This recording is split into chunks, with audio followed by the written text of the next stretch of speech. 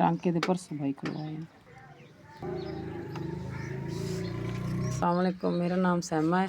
मेरे बच्चे का सिर का ऑपरेशन होया है, सिर च पानी है। पहले कमर का ऑपरेशन होया, फिर सिर च नाली पई हुई है। तो मियाँ मेरा दिहाड़ी करता है, तो इन्ना मेरे बच्चे हैं। बंदा दिहाड़ी करता है, तो बच्चे का पहले कमर का ऑपरेशन होया जी।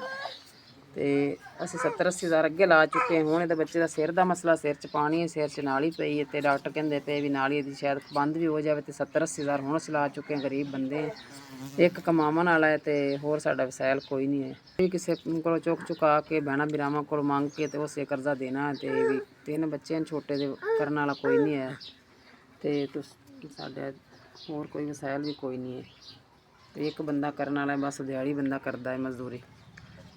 गरीब बंदे हैं भाई, ਜਿਹੜੇ ਮੰਗਦੇ ਪਏ ਹਨ ਪੈਸੇ, ਜਿਨ੍ਹਾਂ ਕੋਲ ਅਸੀਂ ਲਏ ਹਨ, ਤੇ ਉਹ ਆਂਦੇ ਸਾਡੇ ਪੈਸੇ ਦਿਓ, ਪੈਸੇ ਦਿਓ। ਅਸੀਂ ਕਿੱਦੋਂ ਦੇਈਏ? ਸਾਡਾ ਹੋਰ ਵਸੈਲ ਜੇ ਕੋਈ ਨਹੀਂ, ਕੋਈ ਹਿਸਾਬ ਨਹੀਂ ਲੱਗਦਾ ਪਿਆ, ਅਸੀਂ ਕਿੱਥੋਂ ਉਹਨਾਂ ਨੂੰ ਦੇਈਏ।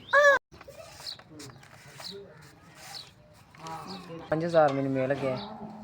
ਮਿਹਰਬਾਨੀ ਭਾਈ, ਦੂਸਰਾ ਬਹੁਤ ਸ਼ੁਕਰੀਆ ਤੁਹਾਡਾ। ਤੁਸੀਂ ਮੇਰੇ ਬੱਚੇ ਦੇ ਨਾਲ ਇਮਦਾਦ ਮੇਰੇ ਨਾਲ ਕੀਤੀ ਜੀ ਭਾਈ। ਬਹੁਤ ਸਾਹਿਬ, ਤੁਹਾਡੀ ਬਹੁਤ ਮਿਹਰਬਾਨੀ, ਤੁਹਾਡਾ ਸ਼ੁਕਰੀਆ।